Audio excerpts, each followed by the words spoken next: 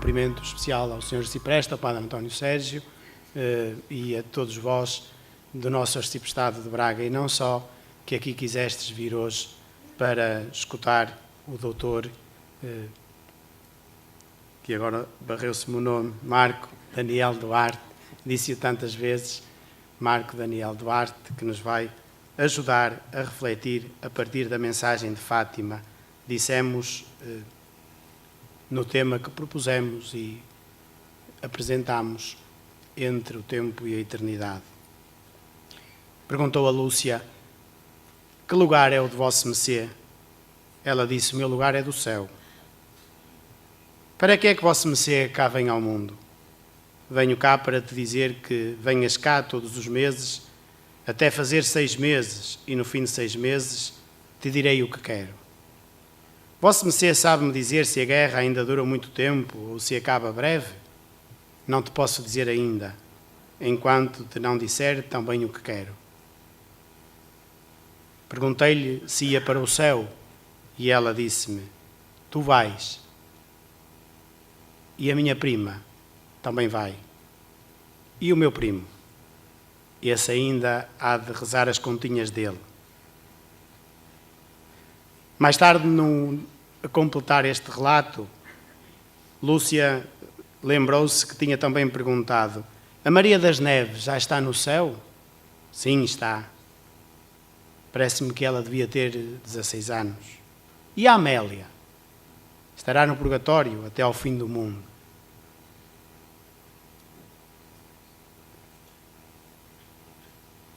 Esta passagem do diálogo de Lúcia com Nossa Senhora, a 13 de maio de 1917, dá certamente o ponto de partida excelente para esta nossa reflexão. O Dr. Marco Daniel Duarte é diretor do Serviço de Estudos e Difusão do Santuário de Fátima, onde dirige o Museu da Instituição e o Departamento do Património Cultural da Diocese de Leiria-Fátima. Doutorou-se em História da Arte pela Faculdade de Letras da Universidade de Coimbra, com um estudo sobre o santuário e sobre a iconologia de Fátima. É correspondente da Academia Portuguesa de História, sócio efetivo da Associação Portuguesa de Historiadores da Arte, membro da Sociedade Científica da Universidade Católica Portuguesa e investigador do Centro de Estudos Interdisciplinares do século XX da Universidade de Coimbra.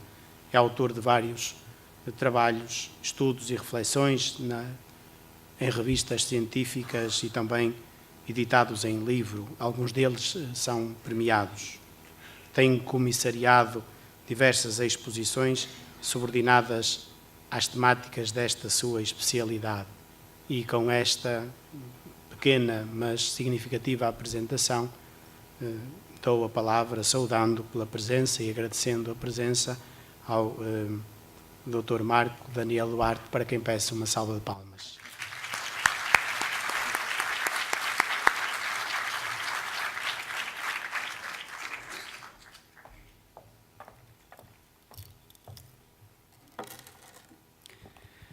Começo por cumprimentar todo o auditório. Sou eu que agradeço o convite, que muito me honra, para poder estar presente no Arciprestado de Braga e para poder colaborar nesta aproximação que todos fazemos às realidades que não conseguimos ver.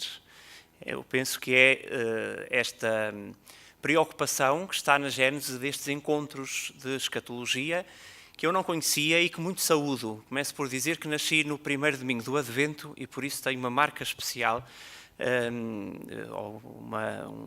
afeto especial por esta temática. Começava por...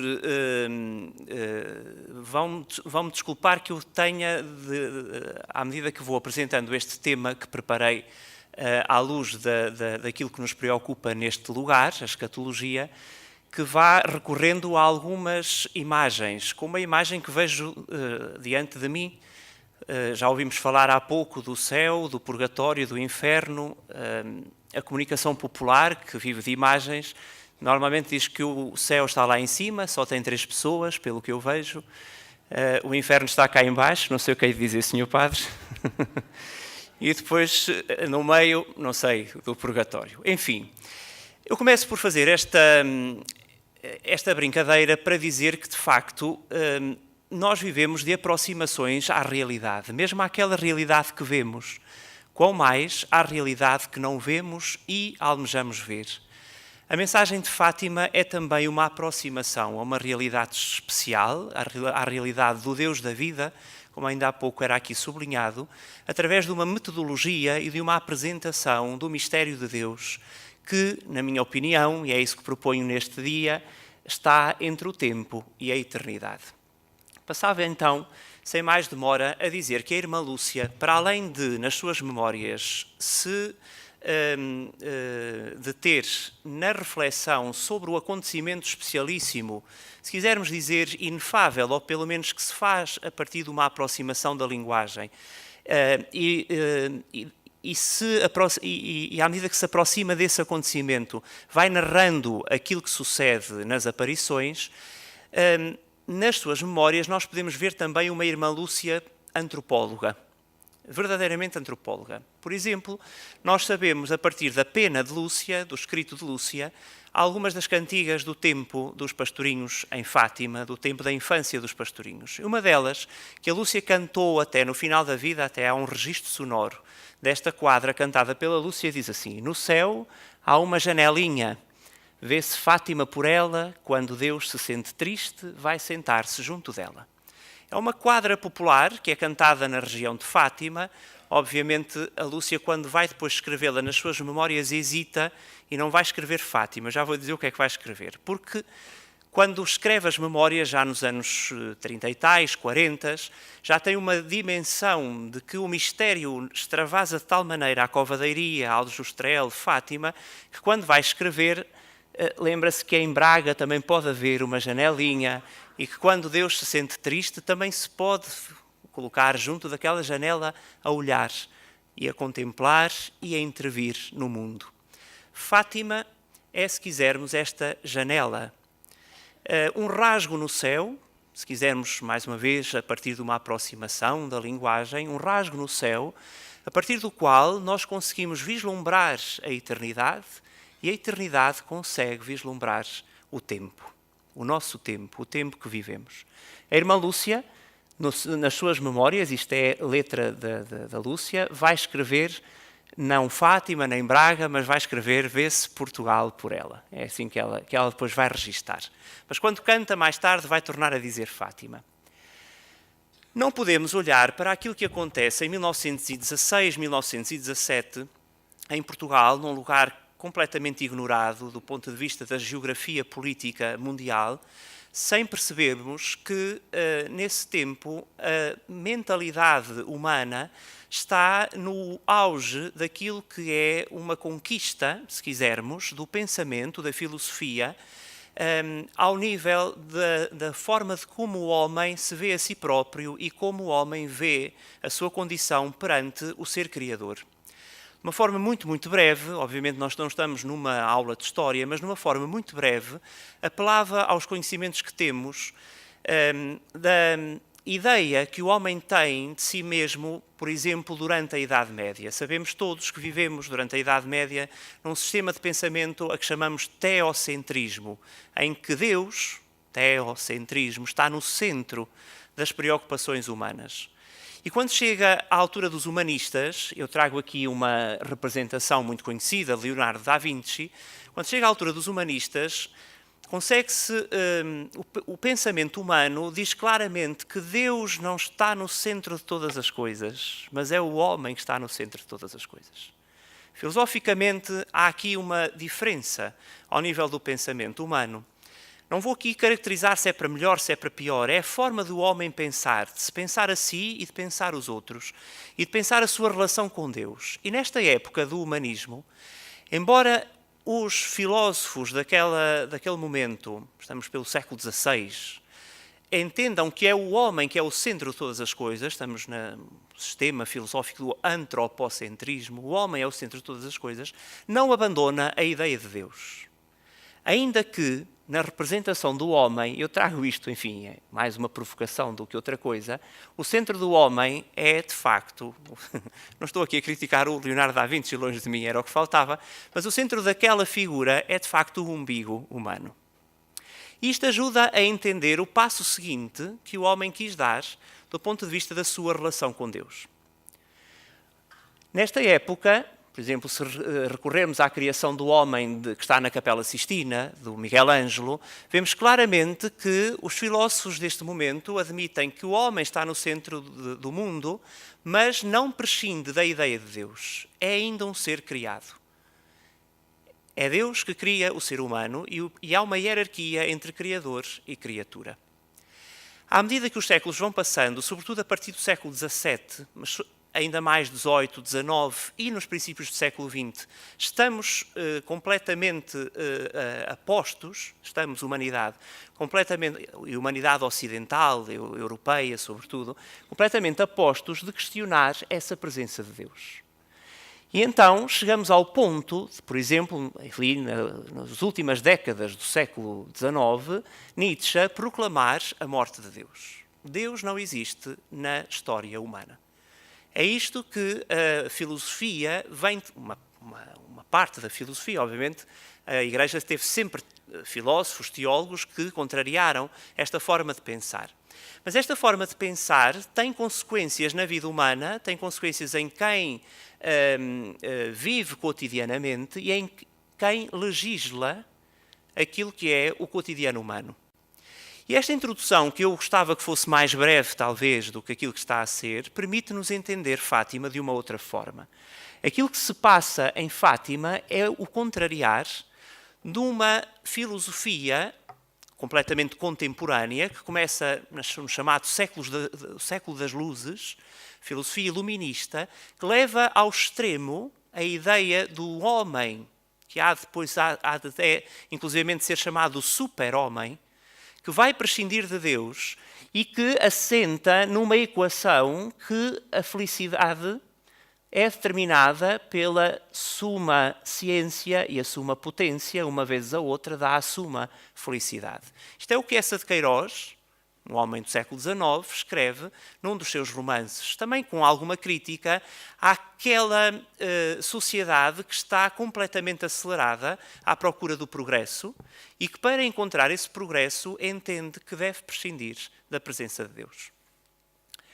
Por exemplo, um dos arautos da política nacional, e agora aproximo-me da segunda década do século XX, em que acontecem os episódios de Fátima, um dos arautos, um dos grandes protagonistas de uma reforma ideológica que Portugal estava a viver, estou a falar do republicanismo, recém-vencedor em 1910 e que vai ser fruto de uma filosofia positivista, vai dizer que, é uma frase que se atribui a Afonso Costa, que dentro de 2 ou 3 gerações, estamos em 1911, não haverá religião em Portugal. Isto é, dentro de 2 ou 3 gerações acabará a fé no território português. Aquilo que se está a passar em Portugal passa-se noutros lugares do mundo. Em 1911, 1912, 13, 14, 15, 16, 17 também, e continuará a ser assim, em 18 alguma coisa vai mudar em relação a esta forma de estar. Para se fazer uma procissão, para se fazer uma manifestação pública de fé, era preciso pedir autorização ao governador civil. Penso que todos temos consciência disto. O toque dos sinos tem que estar regulamentado pela ideia política. Não basta estar regulamentado pelo bispo da diocese. O fazer a procissão do Santíssimo, ou haver uma confraria ligada às almas, estamos aqui num contexto escatológico, é preciso estar regulamentada e devidamente autorizado esse tipo de manifestação pública pelo governo da República. E é isso que é este que é o contexto de Fátima, se quisermos. É o contexto da morte de Deus. Deus, no tempo em que Fátima acontece, do ponto de vista da filosofia, quer ao mais alto nível, quer nas consequências da vida humana, como veem, segundo Afonso Costa, dentro de 2 ou 3 gerações não se podia dizer em nome do Pai, do Filho e do Espírito Santo. Como noutros lugares do mundo acontecerá ao longo de décadas, e Fátima está também relacionada com esta forma de pensar, lá iremos, se tivermos tempo. Quando Fátima acontece, nós estamos no momento em que filosoficamente Deus está morto. Este quadro que aparece, que eu trago aqui, filosoficamente, não é? Ao nível das ideias defendidas pelo iluminismo que está neste momento a ser levado ao mais extremo. Este descimento da cruz, pretendo com ele aqui, pretendo que ele ajude à nossa reflexão no sentido em que, em Fátima, há uma figura que nos vai mostrar que aquele Deus morto, que os cristãos católicos, no caso, não é, da leitura de Fátima, que os cristãos assumem ser Jesus Cristo, afinal, esta não é o último passo, mas Deus continua vivo. E aquilo que em Fátima acontece é vermos esta mulher que recebe o corpo morto de Cristo mostrar que, afinal, Deus continua vivo no meio dos homens. Que Deus, afinal, continua a intervir nos dramas da história, mesmo que essa história seja uma história nunca vista do ponto de vista do sofrimento humano. De facto, em 1917, nós vemos a Virgem Maria, segundo o testemunho de Lúcia, Jacinta e Francisco, vemos a Virgem Maria a apresentar novamente Deus encarnado, o Emmanuel no tempo, se quisermos, mas na minha perspectiva, embora eu não seja teólogo, devo dizê-lo desde já, na minha perspectiva, não o apresenta como o Emmanuel, é um só, como sabemos, não o Emmanuel das palhinhas, que dentro de algumas semanas vamos celebrar de forma especial, mas o Emmanuel da cruz. O Emmanuel, aquele que está no meio, que montou a sua tenda no meio de nós, mas a partir do mistério pascal. É a minha interpretação. E esta pintura que vemos aqui, e que durante algum tempo nesta igreja até foi associada à Verónica, não é tanto a Verónica, mas é de facto a Virgem Maria que nos apresenta, que venera já o sudário de Cristo, aquilo que resta desse homem morto, que afinal não está morto, mas vive para sempre. Esta é a tomada de posição da Igreja de Cristo. O seu corpo, que nesse momento está, obviamente, a ser martirizado. Dizia há pouco que 1917 é um ano especialíssimo na história da humanidade, aliás, é um ano de uma conjuntura muito especial da história da humanidade, porquanto, pela primeira vez, à escala mundial, existe uma guerra, que é, se quisermos, o passo mais claro, a ideia mais clara de que não existe Deus entre os homens. Aquela fraternidade que existia entre Abel e Caim, para usar um discurso teológico assente na narrativa bíblica, naquele grande poema que é o livro do Gênesis, aquela fraternidade daqueles dois irmãos, que a partir daquele momento se mata, não é? Há um que morre, esse elo de irmandade, de fraternidade, só vem, como sabemos, do ponto de vista da lógica cristã, só vem a ser reabilitado pela consciência de que somos filhos de Deus a partir de Cristo. Só a partir daí é que tornamos a poder dizer verdadeiramente que somos irmãos. Pois esse sentimento fratricida de irmãos que se matam uns aos outros, pela primeira vez à escala mundial, existe na história da humanidade. Em 1914, o mundo assiste a uma guerra como nunca havia acontecido na história humana. Mas essa guerra, segundo aquilo que dizem os seguidores de Cristo, já estava contida no Calvário da primeira era cristã. Esta representação de que me sirvo aqui, e que pertence a um pintor chamado João Marcos, neste momento bispo da Diocese de Beja, como sabemos, e que é a ilustração do evangeliário que temos em uso na nossa liturgia, a ilustração de Sexta-feira Santa, é uma belíssima reflexão teológica para percebermos como o Calvário de Cristo, o padre, na altura padre, agora bispo Dom João Marcos, faz uma silhueta de um cálice sobre o Monte Calvário e coloca esta auréola atrás da cruz de Cristo, fazendo a simbiose entre o mistério de Quinta-feira Santa, a hóstia consagrada, e o cálice do sangue de Cristo. É de facto neste cálice que é recolhido o sangue e a água, e este monte que aparece aqui, onde se inscreve esta silhueta do cálice, é o Monte Calvário, representado a partir de uma uma figuração muito conhecida, não ligada à Primeira Guerra Mundial, mas ligada à Segunda Guerra Mundial, ao advento da Segunda Guerra Mundial, que é o Guernica do Picasso. Penso que todos identificamos. Esta representação permite dizer o quê? E a propósito de Fátima, acho-a muito útil. O drama da história que hoje está a acontecer está inscrito neste Monte Calvário. E a partir daqui, como sabemos, tudo é recapitulado. Pois em Fátima o que acontece é dizer que este Cristo que morre no alto do Calvário é apresentado à humanidade como aquele que é o caminho, a verdade e a vida, e afinal Deus não está afastado da história humana. É isso que aquela mulher pretende dizer àquelas 3 crianças. Como é que nós sabemos isso? Através dos registros que ficaram. Desde logo, em primeira análise, os interrogatórios que foram feitos às 3 crianças de Aljustrel. Como sabemos, nenhum de nós viu a Virgem Maria. E naquele momento, em 1917, ninguém viu a Virgem Maria. Aquilo que está aqui em causa é nós sabermos se acreditamos ou não no testemunho de 3 irmãos nossos que afirmam terem tido uma experiência de Deus a partir de um colóquio com a Mãe de Deus, com a Virgem Maria. E este é que é o pronunciamento da Igreja, é saber se eles dizem ou não a verdade.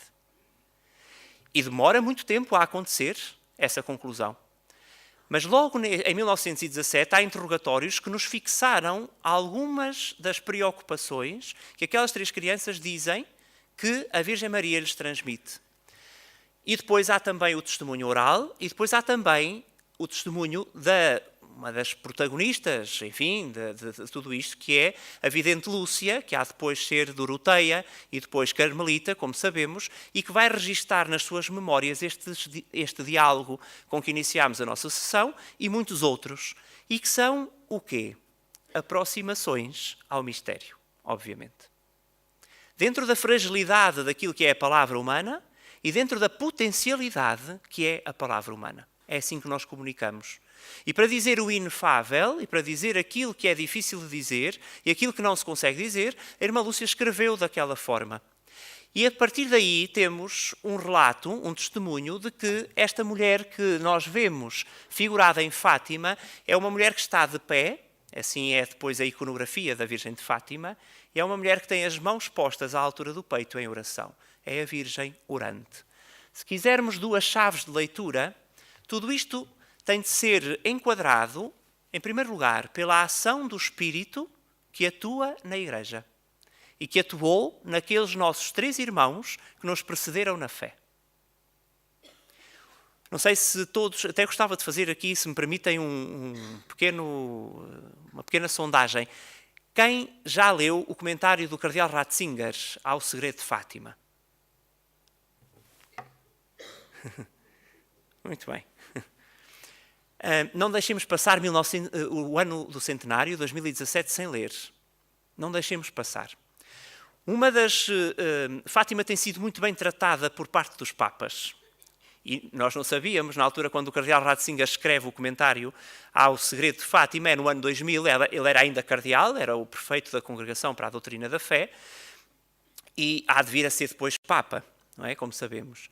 E tem um comentário absolutamente extraordinário, em ordem a explicar, de facto, algumas das questões ligadas a este mistério, e uma das tónicas que ali aparece é, de facto, a ação do Espírito naquelas 3 crianças.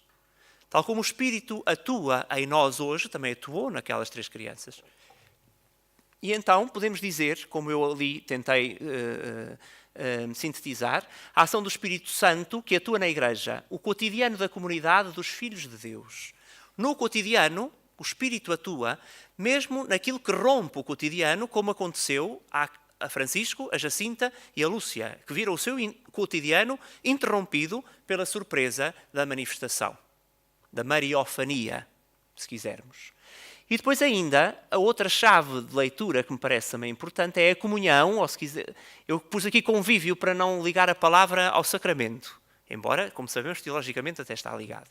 Mas é a comunhão dos redimidos, isto é, o mundo, a realidade, não é apenas esta que nós vemos, mas é também aquela que nós não vemos e que nos encontros de escatologia está, enfim, a ser avaliada, analisada de uma forma especialíssima. Então a comunidade dos redimidos e se fizermos a Assembleia dos Santos, daqueles que vestem túnicas brancas desde o dia do seu batismo e daqueles que já as apresentaram diante do Cordeiro e que já estão diante do Cordeiro. E a primeira entre estas é, como sabemos, para nós, imagem de que é possível, não é? Certeza de que é possível, Maria glorificada. Alguns teólogos já não têm dificuldade em dizer a ressuscitada. Aquela que já está glorificada e que, também por isso, está continuamente presente na Igreja e vem em auxílio da humanidade. É assim que o Catecismo da Igreja Católica, com palavras obviamente muito mais ponderadas, muito mais interessantes do que aquelas que eu estou aqui a usar, mas é assim que o Catecismo da Igreja Católica nos fala da Virgem Maria enquanto intercessora junto de Cristo. Aquela que já com a veste branca junto do Cordeiro continua a olhar para a humanidade, para esse vale de lágrimas e, por isso, a ser intercessora da humanidade. É por isso que o bispo da Diocese de Leiria-Fátima, nesta última carta que escreve para um biénio pastoral que é dedicado à figura da Virgem, obviamente já com o horizonte do centenário das aparições, escreve desta forma: o grande protagonista das aparições de Fátima, o grande protagonista do acontecimento de Fátima, é o próprio Deus misericordioso, que através de Maria, mãe de Jesus e da Igreja, envia uma mensagem e um apelo concreto ao mundo numa situação trágica. A Primeira Guerra Mundial, como sabemos, mas não podemos fixar-nos só nos macro-acontecimentos, mas também as guerras que cotidianamente nós encontramos nas nossas vidas. Maria fala-nos de Deus com a linguagem do seu coração materno. É uma súmula, se quisermos. E aquilo que aqui está não é que o protagonista da mensagem é o anjo da paz, ou o anjo da Eucaristia, ou o anjo que convida à adoração. O protagonista não é a própria Virgem Maria. O protagonista não é a Lúcia, embora tantas vezes, e eu, como, enfim, da área da história, tendo a dizer a protagonista das aparições é a Lúcia. Não é a Lúcia. Do ponto de vista da fé e da teologia, não é a Lúcia, não é Jacinta, não é Francisco. Aquilo que diz, isto é magistério, é um bispo a falar. É um bispo que, obviamente, está muito interessado por esta mensagem. É o próprio Deus que é o protagonista desta história. O protagonista do acontecimento de Fátima. Claro que este acontecimento é, obviamente, veiculado, se quisermos, é o próprio Deus misericordioso que, através da figura da mãe de Jesus e mãe da Igreja, através de Maria, envia uma mensagem. Essa mulher, Maria, é uma mulher poderosíssima, para usar uma palavra que é rápida de dizer. Intercessora, medianeira, saúde dos enfermos, rainha da paz, enfim, todos esses títulos que a Igreja lhe dirige e que são subsidiários do próprio Cristo, porque Ele é que é a paz, não é? Porque Ele é que é a saúde dos enfermos. A Virgem Maria só é a saúde dos enfermos porque participa do mistério de Cristo e o pode dispensar aos outros, como nós também o devemos dispensar aos outros. Há muito pouco tempo, num contexto que nem sequer é eclesial, não foi numa arquidiocese, não foi numa diocese, não foi na National Geographic, todos demos conta disso. No ano passado, penso eu já, um dos números era dedicado à mulher mais poderosa do mundo. A Virgem Maria, a mãe de Cristo, foi considerada pelos editores desta revista, que me parece insuspeita, como a mulher mais poderosa do mundo. Por várias razões, uma delas é porque em todo o mundo há pessoas que continuam a fazer memória da sua vida e continuam a confiar-lhe, as suas vidas, porque acreditam no poder da sua intercessão. Entre estes lugares está, obviamente, Fátima, como sabemos, se quisermos fazer aqui mais a questão da Europa, está, obviamente, Fátima. Então, de uma forma muito rápida, olhemos para esta figura da Virgem Maria como a ressuscitada. A mulher que está de pé, a palavra, como sabem, é da tradição da Igreja, de pé, junto à cruz. E, de facto, o mistério de Fátima está mais relacionado com o mistério pascal, do que com o mistério da Natividade. Na minha opinião, obviamente, na minha opinião. Não era por acaso que o Evangelho do dia da solenidade, enfim, da festa de Nossa Senhora de Fátima, é o Evangelho do Calvário.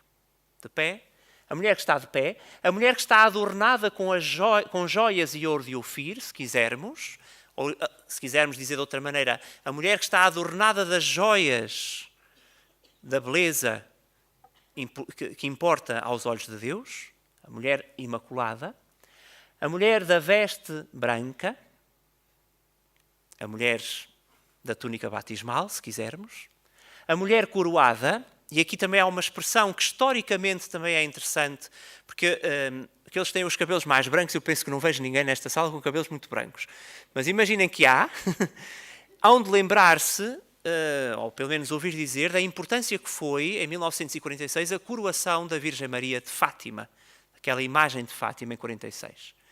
Fazendo o eco da coroação da imagem de Vila Viçosa, da Imaculada Conceição de Vila Viçosa, e, sobretudo, atualizando esse eco a partir das referências à história do mundo. Em 1946, a Virgem Maria é coroada em Fátima como Rainha da Paz, por um legado pontifício. O Pio XII envia um legado para coroar aquela imagem como Rainha da Paz no mundo que acabava de sair da guerra. Portanto, a mulher coroada, por isso é que eu digo que a oração mais clara, que, na minha opinião, que mais claramente traduz Fátima é a Salve Rainha. Aquela rainha, aquela mulher que está coroada e que olha para o vale de lágrimas. E depois, obviamente, da mulher orante, como há pouco já dizia. Passo então a mostrar-vos quais são as fontes que temos para chegar a estas conclusões. Esta é a letra da Irmã Lúcia, uma vez mais, é uma página imensa, eu não a vou ler, mas aqui e ali aparecem de facto essas designações do céu, do inferno, do purgatório. Esta é a passagem que o Sr. Padre há bocadinho nos lia, que está editada, obviamente, não temos que ler a partir da grafia da Irmã Lúcia, mas até podíamos lê-la porque é uma grafia muito, muito perceptível. Ou, por exemplo, noutros em que vemos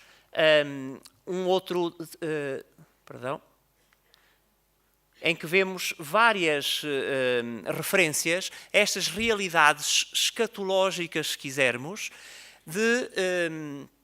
que a partir de Fátima nos são apresentadas.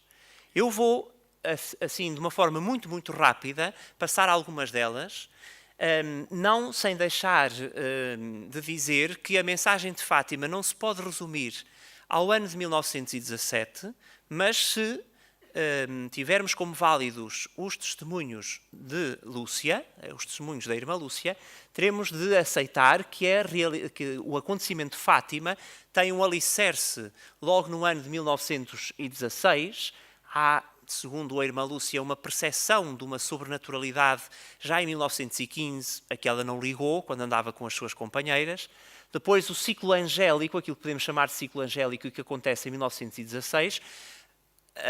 A Irmã Lúcia não sabe as datas, ela própria diz nas suas memórias: eu não sabia contar, nós não sabíamos contar o calendário, regíamos-nos pelo sol, pelo campo, pelas estrelas, pelos ciclos da natureza, obviamente, e então a Irmã Lúcia situa a primeira aparição do anjo na primavera de 1916, a segunda no pino do verão, a expressão é dela, e a terceira no outono. Depois, em 1917, o ciclo mariano, portanto, o ciclo das aparições marianas, a 13 de cada mês a partir de maio. Em agosto sabemos que não é no dia 13, não vou agora deter-me, posso depois, se alguém quiser uma reflexão mais alargada, posso depois deter-me porque é que em agosto não foi no dia 13. E depois, aquilo que os teólogos já dá muito, aqueles teólogos que olharam para Fátima, já dá muito, classificam como o ciclo cordimariano, que acontece em 1925, 1926 e 1929. E está relacionado com umas aparições que são tomadas como complementares, mas que são, se quisermos, na chave de leitura do Dom António Marto, o bispo de Leiria Fátima, a abóbada de um edifício que se começa a construir nas aparições do anjo. Começa com a chamada à adoração, e é por aí que eu agora vou, e que termina na experiência de Deus a partir do mistério trinitário em Tui. Este é o anjo de Fátima, que está aqui muito perto de nós, penso que todos conhecemos, no Santuário do Sameiro, é uma peça da escultora Clara Meneres, e é inspirado no anjo de Fátima. É, aliás, o anjo custódio da Eucaristia. Ele transporta a Eucaristia e dá a saborear a Eucaristia aos videntes, a Lúcia o pão e o Francisco e a Jacinta o cálice, que aqui pode ser interpretado como o cálice da amargura ou como o cálice da alegria. Podemos depois falar sobre isso. É também o anjo custódio da comunidade específica em que acontece esta revelação.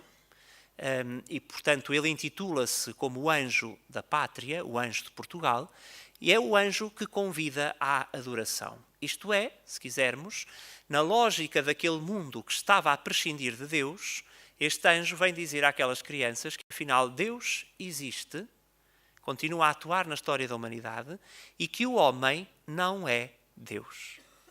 E isto é que é o problema para o homem. E foi desde a primeira página da Bíblia, como sabemos, e continua a ser hoje e continuará a ser. É o problema da relação que nós temos em admitir ou não que, hierarquicamente, há uma diferença entre criatura e Criador. Quando na narrativa bíblica aparece esta expressão que nós conhecemos, podes comer de todas as árvores menos daquela, este é que é o problema. Eu cada vez entendo mais. Permitam-me que partilhe uma história de afeto muito pessoal. A minha filha pequenita ensinou-me como, afinal, o teólogo do Gênesis estava tão correto. Estamos habituados a dizer, é uma narrativa, é um poema, não é bem assim. Pois a Maria Clara mostrou-me perfeitamente como é assim. Porque eu digo-lhe, podes mexer em todos os livros, mas neste não. E onde é que acham que ela vai mexer? Pois é isso que acontece com esta hierarquia, não é? Que se desfaz, ou que o homem tenta desfazer, à medida que passa e à medida que, obviamente, progride na técnica, na ciência, que obviamente não tem nada de mal, progredir na técnica e na ciência, mas que pode levar a esta lógica de pensamento de prescindir de Deus. Pois o primeiro abanão, se quisermos, que Fátima faz à história humana, é este. Deus existe, não é nada como o mundo está agora a pensar. Deus existe, e reparem que nós estamos num momento em que em Portugal Deus estava a ser banido também politicamente da sociedade. Deus afinal existe e a Ele é devida adoração. A mensagem de Fátima é então, como vemos, uma mensagem cristológica. Não podia ser de outra forma, obviamente. Neste quadro que todos conhecemos, penso que já todos entramos na Basílica Antiga do Santuário de Fátima, o retábulo mor é presidido por esta pintura que tem a representação da Virgem Maria, que tem a representação do anjo, que tem a representação dos pastorinhos, tem a representação até do bispo de Leiria, ao tempo que vai chancelar as aparições de Dom José Alves Correia da Silva, mas o centro do quadro, o centro psicológico do quadro, é o que está nas mãos do anjo. Alguém viu? É a hóstia. Reparem que é para lá que todos olham. Porquê é que é difícil de ver? Porque é difícil de aceitar assim. Obviamente. Esta presença de Deus no meio da humanidade, que aqui está representada de uma forma, pictórica e fazendo alusão ao mistério da encarnação sacramentada, se quisermos, não é? O sacramento, o Deus conosco, o Deus que continua até ao fim dos tempos, o Deus da ação de graças permanente, que é o que significa a Eucaristia, não é? O Deus que se dá em alimento, o Deus da vida, sem alimento não há vida. Esse Deus está presente na história humana, o Emanuel. No âmago da mensagem de Fátima está este encontro entre a humanidade e Deus, mediado por uma pedagogia, exposto, se quisermos, por uma professora especial, uma mestra especial, que é a Virgem Maria. E essa esse encontro com Deus, essa existência, essa aliança, para usar uma palavra bíblica, essa aliança, esse encontro entre Deus e a humanidade, na mensagem de Fátima entende-se de várias formas. Uma delas é completamente escatológica e, portanto, assenta muito bem neste encontro. E está relacionada com aquilo que chamamos vulgarmente de segredo de Fátima. Eu não considero que o segredo de Fátima seja o ápice da mensagem de Fátima. Ele concorre para os conteúdos da mensagem de Fátima. E é uma parte importantíssima. E já em 1917 deu muito que falar este segredo. Aliás, é da condição humana. Tudo o que ouvimos que é segredo, já sabemos que não é? Custa a guardar, custa a não saber o que é, tentamos por tudo. E assim aconteceu em 1917. O segredo é exposto de uma forma clara, segundo os videntes, no mês de julho, embora no mês de junho já tenha aparecido uma parte do segredo ali relacionada com o coração de Maria. Aquela linguagem plástica, se quisermos, visual, mais uma vez uma aproximação, uma linguagem, forma de comunicar que o Dom António há pouco dizia, que é a misericórdia de Deus é ali apresentada pelo coração da Virgem, coração imaculado. Daqui a pouco vamos ver. Pois em 1917, no dia 13 de julho, que é o dia em que a Virgem revela um segredo constituído por 3 partes, todas elas relacionadas com realidades escatológicas, se quisermos, nessa altura já a Fátima dava que falar, ao ponto de já fotógrafos irem à Cova da Iria para fotografar as 3 crianças, coitadinhas, desculpem a expressão. Ainda hoje muitos de nós ainda temos algum pouco à vontade em relação às máquinas fotográficas. Imaginem o que é em 1917, estas 3 crianças que eram colocadas em pose, não é com telemóveis, não é com instantâneos, em pose para serem fotografadas. Pois em 1917, em julho, na data do segredo, já há um fotógrafo em Fátima. E aquilo que vai acontecer é que, à medida que o tempo passa, a curiosidade à volta de Fátima acentua-se e também, não só, como veem, porque em 13 de julho ainda não se falava do segredo, foi nesse dia que se começou a falar e já lá estava o fotógrafo. Portanto, já havia curiosidade à volta de Fátima, mas a partir daí a curiosidade, de facto, aumenta.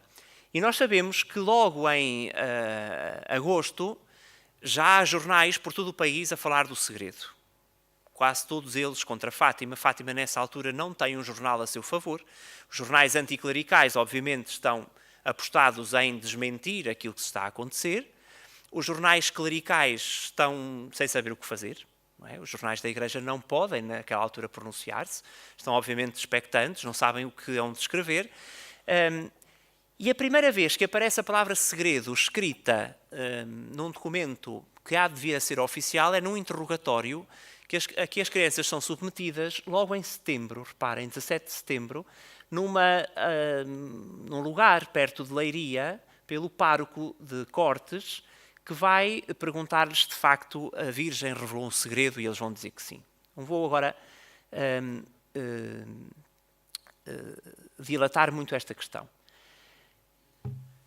É preciso esperar mais algum tempo para que a própria Lúcia aprenda a escrever e seja ela a escrever algumas palavras sobre as aparições.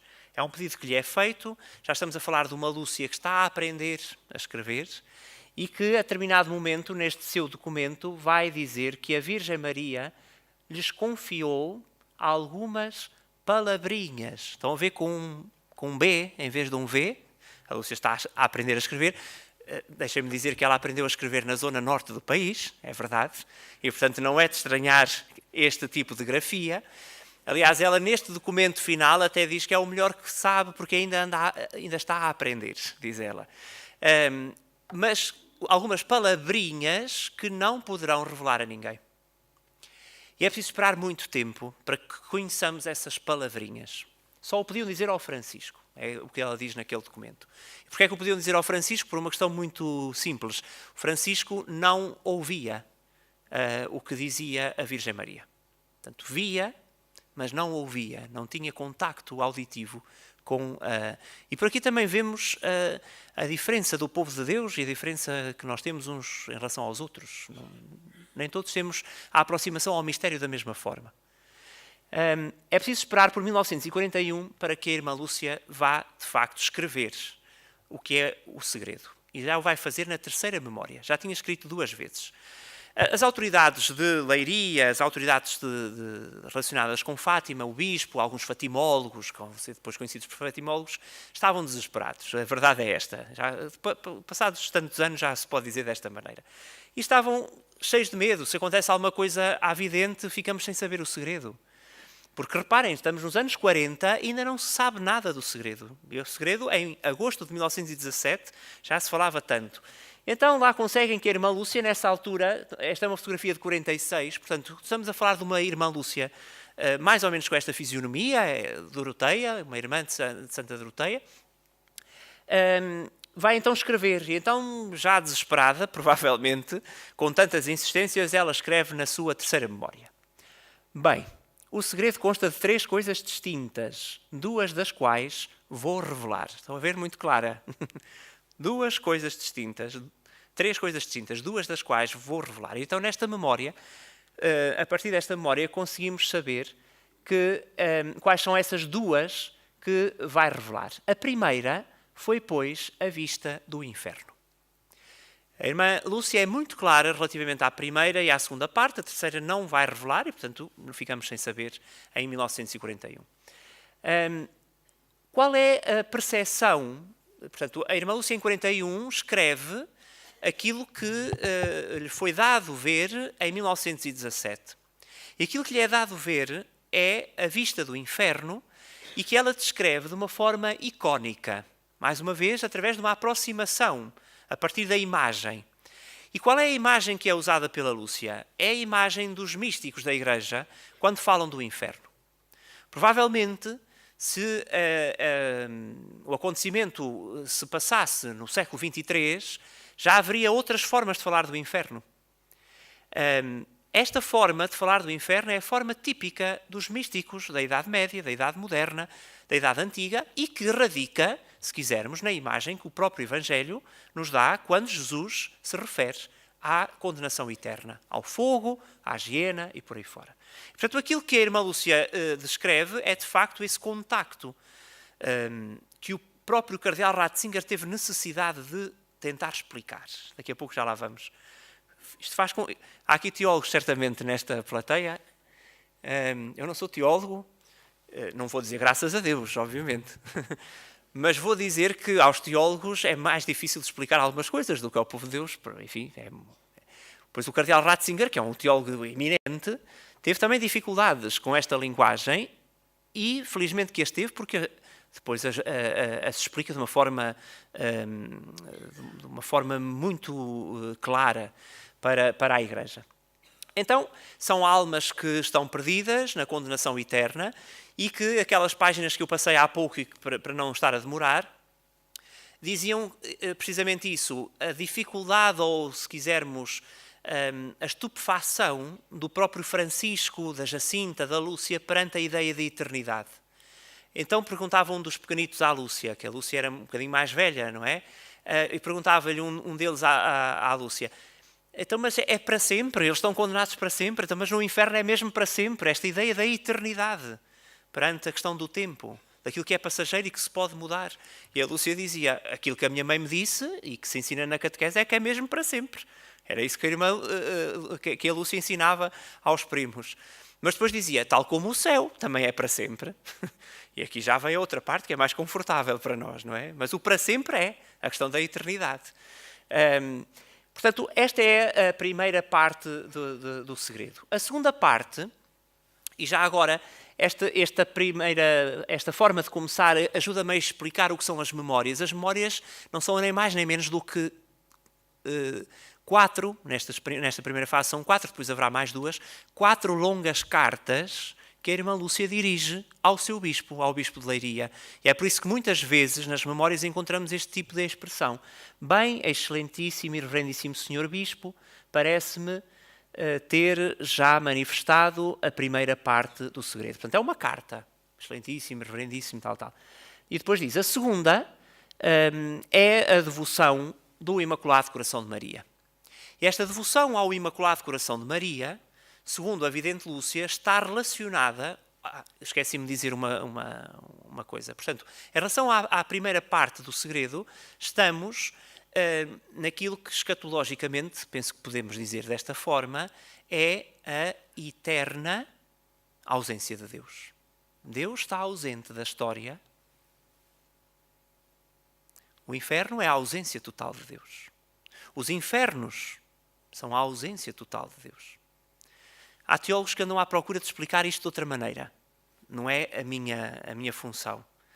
Há um teólogo, não vale a pena agora dizer, anda à procura, mas será que mesmo na condenação eterna há misericórdia de Deus? Não é o momento para falar disto, porque eu não sei dizer, e nem ele sabe, anda à procura. Mas isto para dizer, a primeira parte do segredo é a total ausência de Deus no tempo da escatologia. Para lá do tempo, na eternidade, a possibilidade que nós temos, há uma hipótese que está perante o nosso olhar, de Deus estar completamente ausente. O inferno.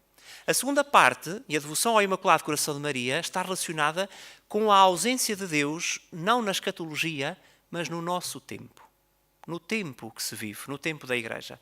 Porquanto, segundo Lúcia, eu não vou estar a ler, depois convido-vos, obviamente, a ir às memórias da irmã Lúcia a refrescar estas passagens, segundo a vidente Lúcia, há a possibilidade de, no tempo e no espaço, Deus estar ausente da história humana. E a expressão Rússia, que é aqui usada na segunda parte do segredo, é significadora, se quisermos, é imagem, é metáfora, dos regimes que, por convicção ideológica, afastam Deus do cotidiano humano. Isto é, dos territórios em que, do ponto de vista da convivência humana, não se pode fazer em nome do Pai, do Filho e do Espírito Santo, sem que haja consequências terríveis para a pessoa que o fizer. E, portanto, a devoção ao Imaculado Coração de Maria, aquela questão da consagração da Rússia ao Imaculado Coração de Maria, está de facto relacionada com essa ausência de Deus na história humana, no presente humano. E depois é preciso esperarmos pela terceira parte do segredo, que está também relacionada com esta realidade. Mas agora, de uma forma, enfim, como daqui a pouco tentarei explicar. A fixação escrita da terceira parte do segredo teve várias peripécias. Eu não vou explicá-las, mas a irmã Lúcia era determinada. Se não estivesse ali uma câmara a filmar, eu até dizia que a irmã Lúcia era de gancho. Conhecem a expressão? Mas como está uma câmara, eu não digo.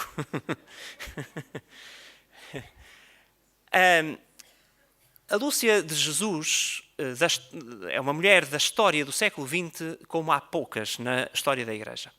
Posso dizê-lo com muita convicção, porque conheço francamente bem, tenho a obrigação de conhecer francamente bem os testemunhos escritos que Lúcia deixou.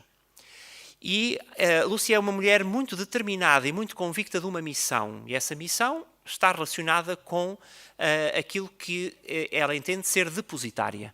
Ela diz muitas vezes que não lhe cabe a ela decifrar a mensagem, não lhe cabe a ela explicar, não lhe cabe a ela dizer como é, mas cabe a ela dizer o que aconteceu para depois a Igreja interpretar. Ela coloca-se normalmente nas mãos da Igreja. Quando ela diz, eu vou dizer duas partes e não digo três, já estão a imaginar aqueles que estavam de volta dela. Mas então quando é que diz a terceira parte? E quando é que é? E quando é que é? E quando é que é? E a Lúcia, há uma altura que fica doente, fica a igreja leiriense e não só a tremer, porque o que é que vai acontecer? Vamos ficar sem segredo, o que é que vai acontecer? E então lá conseguem convencer a Lúcia a escrever, mas a Lúcia diz, está bem, eu escrevo, mas eu guardo-a numa carta lacrada.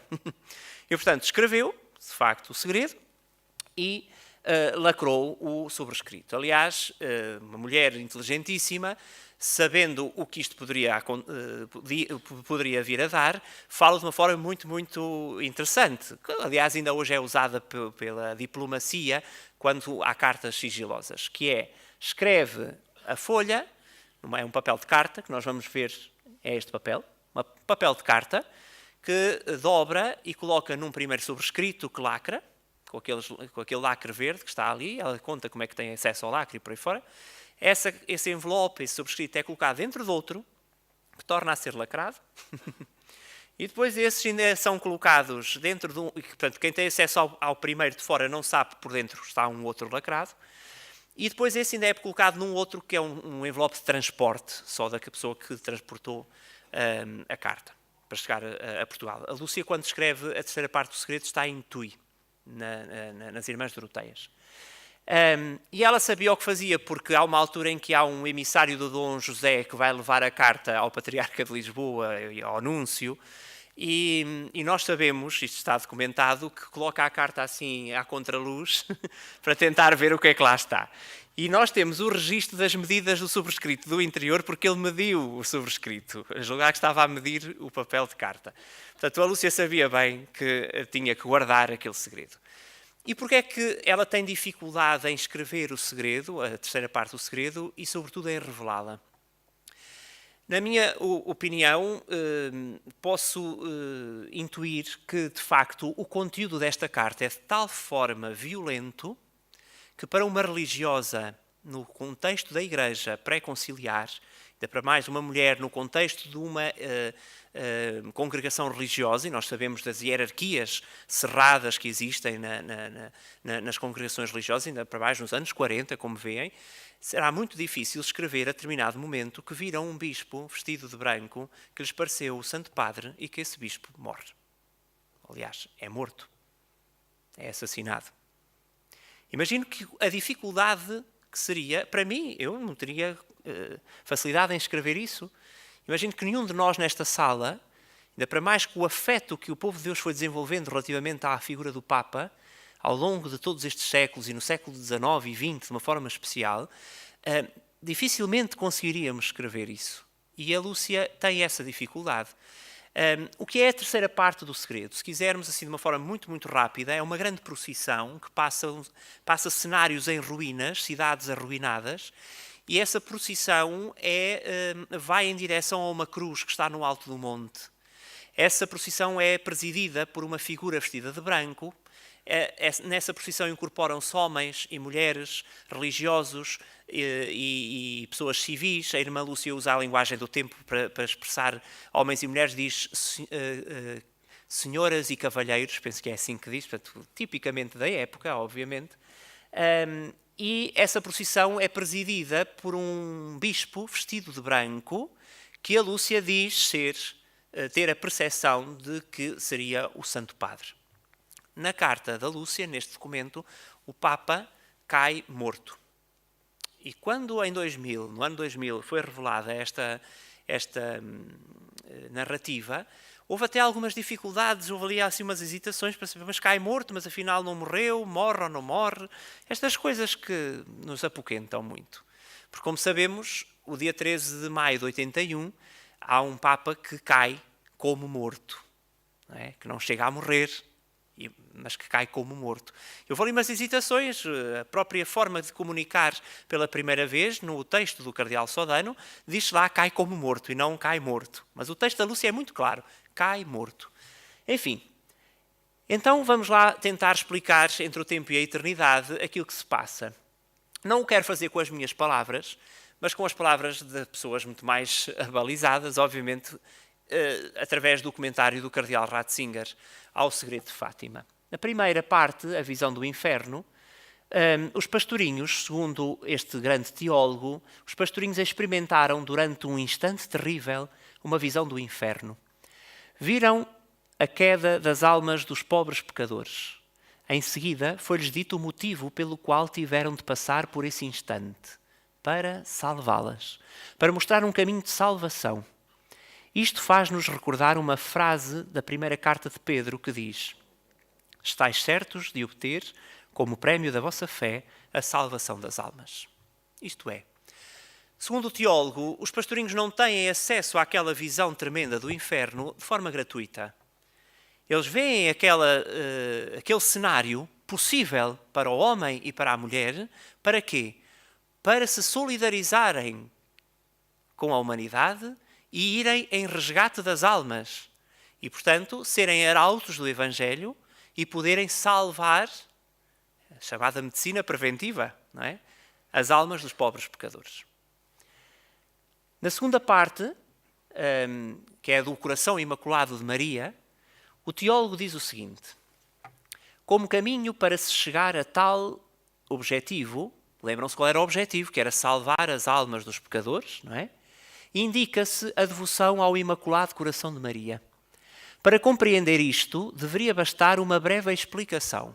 Isto é o teólogo a falar, mas ele dedica muitas linhas até a esta temática. E há algumas linhas que são até muito interessantes. Diz ele assim: o coração imaculado é, segundo o Evangelho de Mateus, um coração que a partir de Deus chegou a uma perfeita unidade interior e, consequentemente, vê a Deus. Isto é, a devoção ao Imaculado Coração de Maria é a configuração do nosso coração com o coração branco, com o coração que ganhamos no dia do batismo, se quisermos, para que um dia possamos ver a Deus face a face. Mais uma vez, na linguagem teológica, o ver a Deus, desde o Antigo Testamento, é aquilo de que estamos impossibilitados até que aparece o verdadeiro rosto de Deus, o rosto claro de Deus, que é o Deus encarnado, Jesus Cristo. Não é por qualquer razão que no Advento costumamos cantar o Salmo, não é? Mostrai-nos o vosso rosto e seremos salvos. Fazei-nos voltar a essa condição. Mostrai-nos o vosso rosto e seremos salvos. Pois o coração imaculado de Maria, estas reticências que eu passei aqui, é a parte em que o cardeal Ratzinger diz assim: é uma devoção difícil de compreender para alguém com uma formação germânica. De quem é que acham que ele estava a falar? Dele próprio. Portanto, para alguém que até não está habituado à ternura do coração, se quisermos, a uma linguagem mais afetiva, sabemos que a Europa de baixo é um bocadinho mais afetiva do que a Europa nórdica, é difícil de explicar, mas depois a chave de leitura é esta: é o coração que se configura com o coração de Deus. E qual é o coração mais próximo do coração de Deus? O coração da Virgem Maria, o coração imaculado, o seu coração imaculado, o seu coração sem mancha. Portanto, diz ele, o coração imaculado é, segundo o Evangelho de Mateus, um coração que a partir de Deus chegou a uma perfeita unidade interior e, consequentemente, vê a Deus. Portanto, devoção ao Imaculado Coração de Maria é aproximar-se desta atitude do coração, no qual o fiat, seja feita a vossa vontade, se torna o centro conformador de toda a existência. Esta é a devoção ao Imaculado Coração de Maria. E com esta configuração com o coração de Deus, podemos aproximar-nos de Deus, tal como Maria, que fez um percurso real, também se aproximou de Deus e se configurou com Deus. E essa consagração, como sabemos, é depois feita de uma forma muito solene, em 1984, pelo Papa João Paulo II, em Roma. A imagem da capelinha vai pedida pelo Papa para se fazer essa consagração. Há alguns testemunhos que nos ajudam a entender o que é que significa esta revolução desta dimensão. Por exemplo, este terço está feito com pedaços do Muro de Berlim. Dessa antiga região onde era proibido configurar o coração com Deus. E a partir daquele muro, que afinal era o Muro da Vergonha, como a humanidade o classificou, consegue-se transformar aquele material num elemento redentor, se quisermos. É uma imagem mais que deixo à reflexão. E depois então a última parte.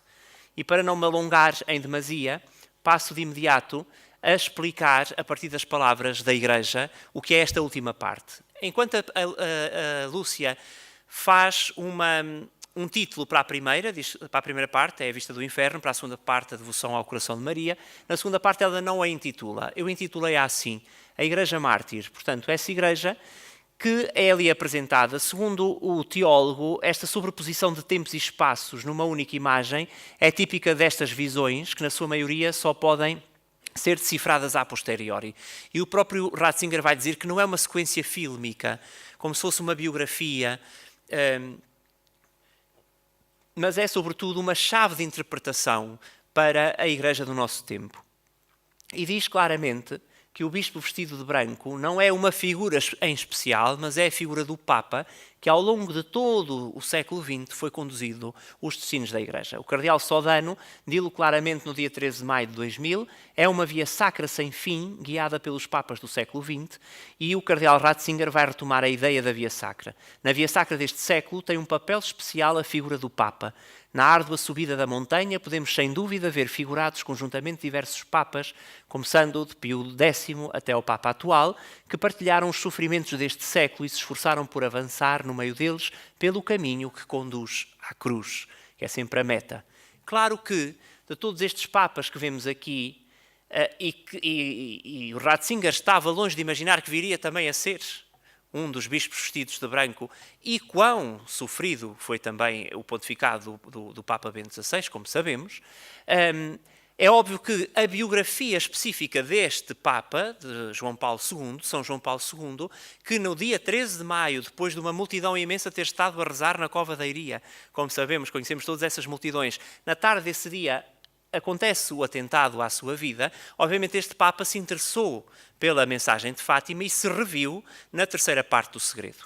Mas não é de tal modo que ele, quando vem em 2000 e beatifica Francisco e a Jacinta, agradece na homilia a oração que a Jacinta, em 1916, 17, 18, fez pelo Santo Padre. É uma representação da Jacinta a rezar pelo Papa.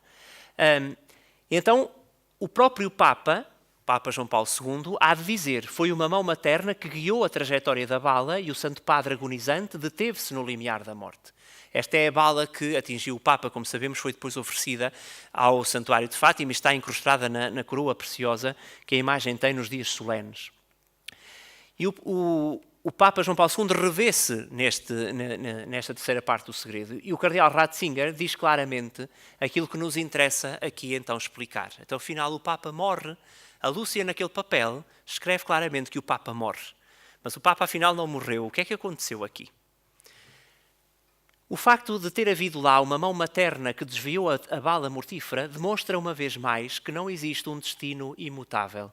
Que a fé e a oração são forças que podem influir na história e que, em última análise, a oração é mais forte que as balas, a fé é mais poderosa que os exércitos. Isto é, mesmo que haja um papel à maneira de profecia que diga que determinado acontecimento vai decorrer, o poder da oração é mais forte do que a profecia.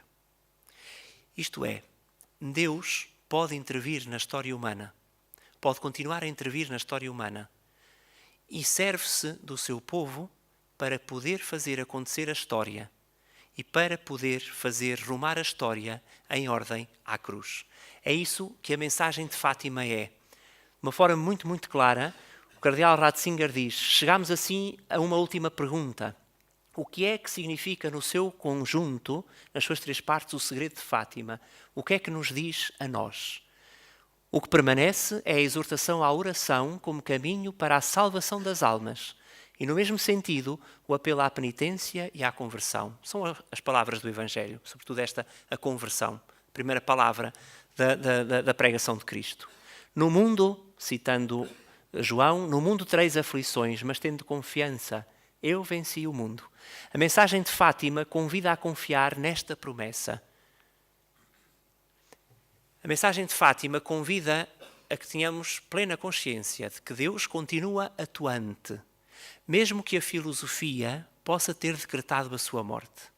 Deus continua atuante. De uma forma clara, naquele lugar, há quase 100 anos, foi deixada uma mensagem que não tem apenas que ver com o tempo antigo, mas com o tempo novo, com cada tempo da história.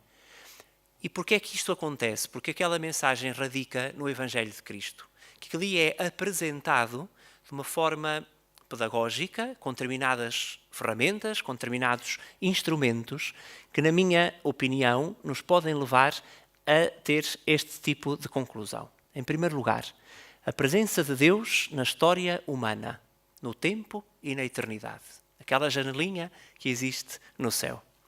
Em segundo lugar, a consagração, o compromisso à vocação de Filho de Deus revestido da veste branca.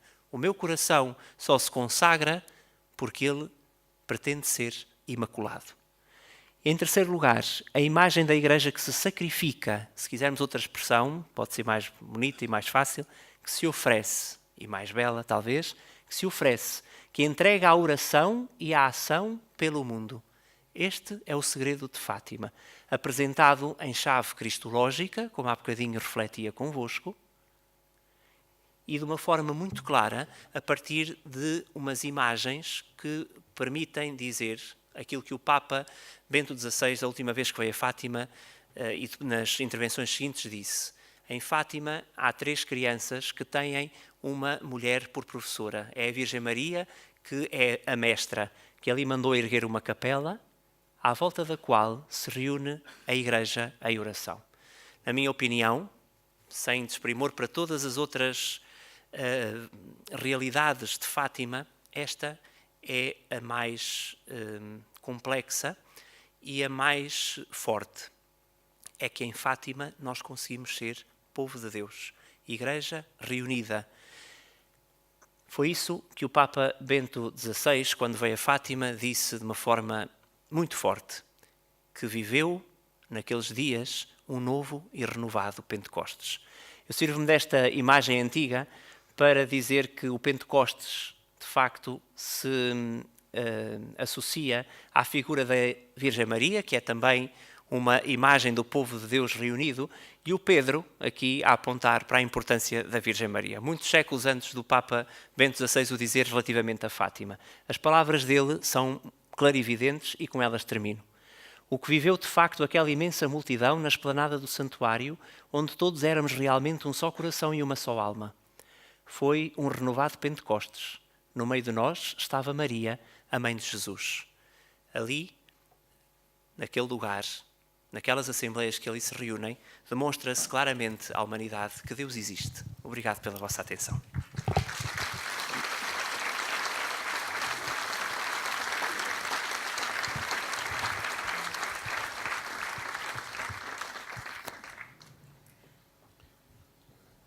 Obrigado ao Dr. Marco Daniel Duarte por esta apresentação e ajudar-nos a refletir sobre o tempo e a eternidade na perspectiva da mensagem de Fátima. Temos ainda alguns minutos para as vossas questões ou interpelações, ou não reflexões profundas, porque isso seria estendermos no tempo, são quase, exatamente, e nós não estamos na eternidade, e são quase horas de terminarmos, mas daremos ainda alguns instantes para 1, 2 intervenções, questões. Não levantem todos o dedo ao mesmo tempo. Estão à espera. De outra forma, terminamos. Aqueles que estão mais... calma, eu falei em terminar. Ok. Sr. Carlos, então o micro aqui à frente, só um momento. Há de chegar o micro. Temos já 3 inscrições para, talvez sejam as primeiras e últimas. Veremos rapidamente, se for possível, fazer a questão. Boa noite. Eu sou um principiante peregrino. Vim cá para ouvir, agradeço. E só queria pôr aqui 3 coisas. Que é a palavra... Aliás, transformam-se em 3 coisas, mas é uma só. Mãe. Mãe, estamos a ver. A mãe, o M, no abecedário, está em 10º, que são os 10 mandamentos. O A é o início, que é o amor. O E é os 5 mistérios do terço que ela mandou. Muito obrigado. Não é propriamente uma questão. A seguir, depois, se houver pertinência, o doutor intervirá. Boa noite, Sr. Doutor. Boa noite a todos. Eu também sou um principiante peregrino. Estou no 5º ano de Teologia. A minha questão é muito simples e não sei se é muito teológica, mas... Nossa Senhora, quando apareceu, e não foi só em Fátima, apareceu noutros sítios, já que o tema é entre o tempo e a eternidade, Nossa Senhora, quando aparece, como é que podemos dizer? Ela sai do céu para vir cá?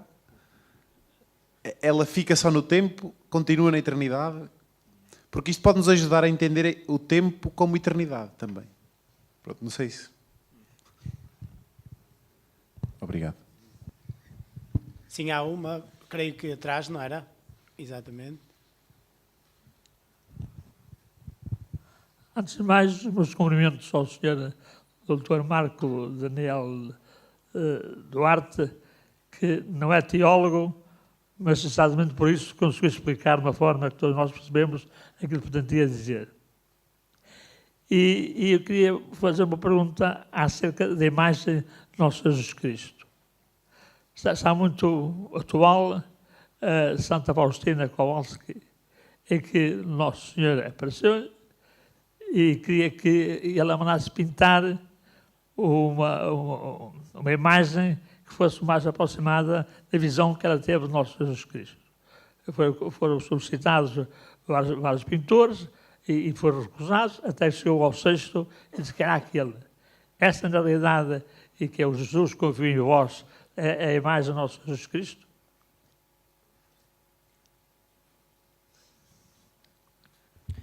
Eu começo por pedir desculpa de me ter alongado tanto. Estava à espera que começassem a sair para terminar, não começaram.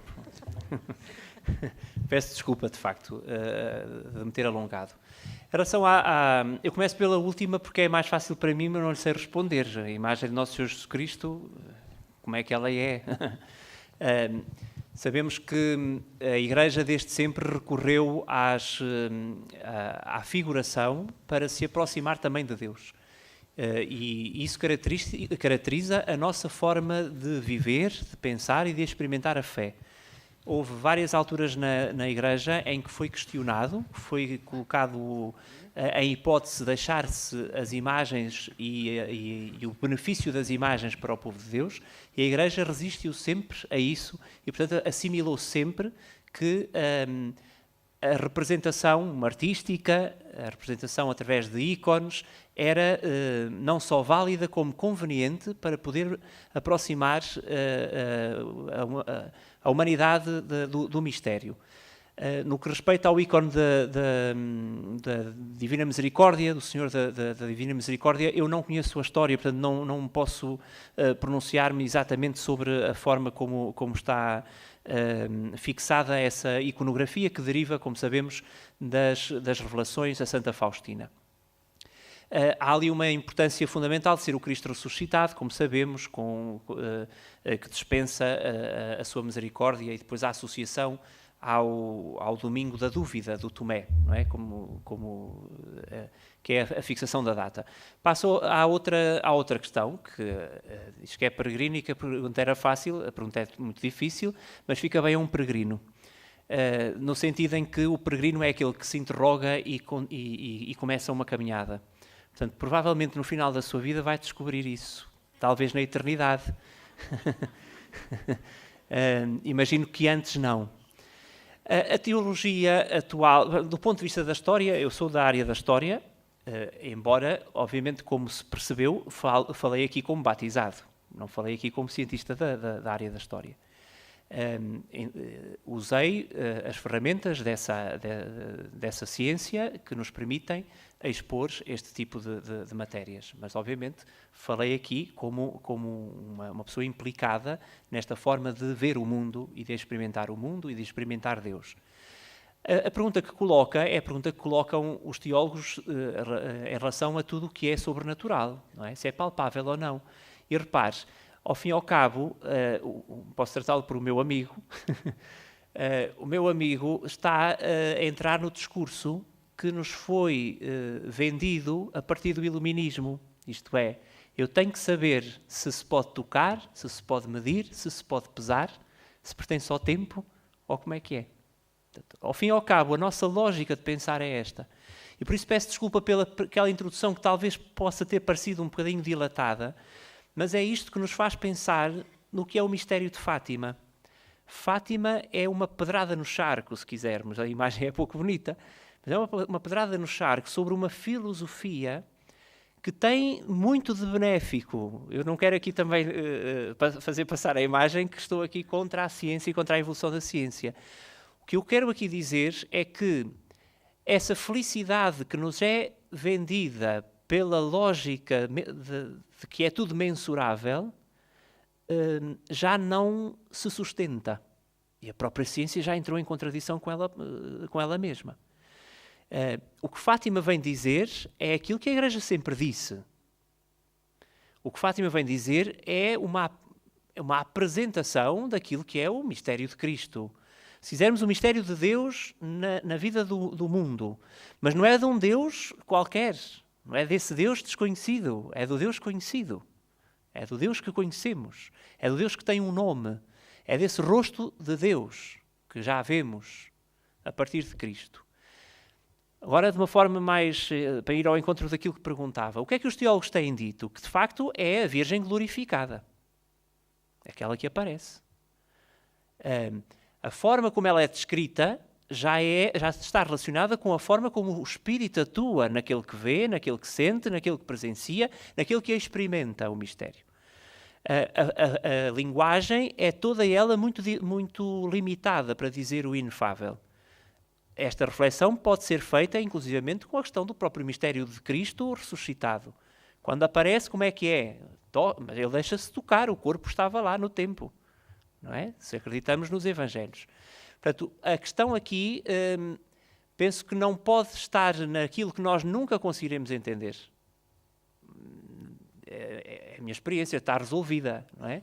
O cardeal Ratzinger, a primeira parte do comentário, fala disso e introduz uma parte importantíssima à reflexão, que é, e que está relacionada com quantos caminhos há para chegar a Deus, que foi uma pergunta que parece que uma vez foi feita ao cardeal Ratzinger. Então, mas quantos caminhos há para ser santo?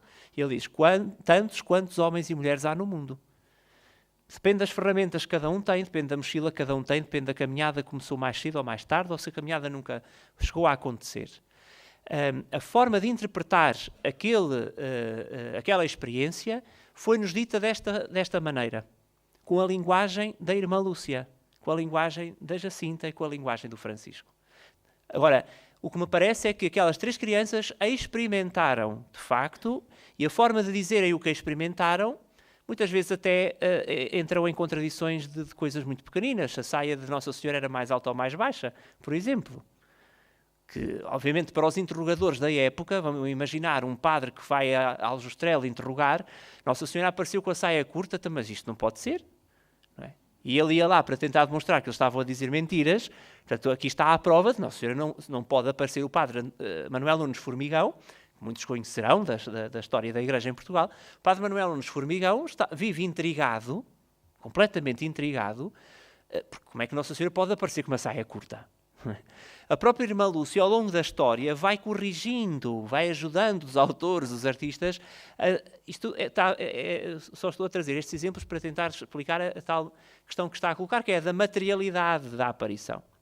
A própria irmã Lúcia vai corrigindo e diz a determinado momento lá num rabisco que alguém faz e lhe apresenta e diz: Nossa Senhora, não se vê o cabelo. Claro que não se vê o cabelo. Uma religiosa doroteia que não pode mostrar o cabelo, Nossa Senhora não pode ter o cabelo à mostra, não é? Mas o cardeal Ratzinger diz isto claramente. Eu convidava, de facto, a que não passasse o centenário das aparições sem lermos esse comentário. Porque assume-se claramente que a psicologia daqueles que veem, daqueles que experimentam, interfere na forma de dizer o que é experimentado. Isto não é nada de extraordinário. Todos sabemos isto daquilo que eu tenho ali um acidente. A forma como eu vou narrar o acidente é diferente da pessoa a quem eu bati no carro. Provavelmente. E é o mesmo acontecimento. Portanto, a experiência do dizer é sempre uma tradução. Eu desenvolvi esse tema há relativamente pouco tempo numa jornada no santuário. É a da tradução.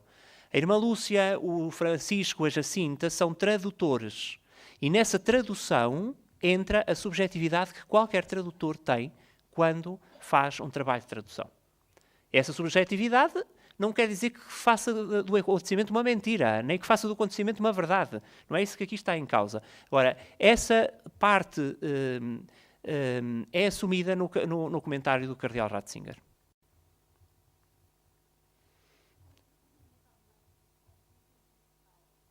milagre do sol? Sim. Ora bem, o milagre do sol é, na tradição da explicação de Fátima, é tomado como o grande selo, o grande sinal, se quisermos, que havia sido prometido pela Virgem Maria uns meses antes. O milagre do sol é, segundo as contas dos jornais da época, e nesse aspecto a imprensa não mudou muito, a comunicação social não mudou muito. Uns dizem mais, outros dizem menos, nós sabemos, não é? Obviamente.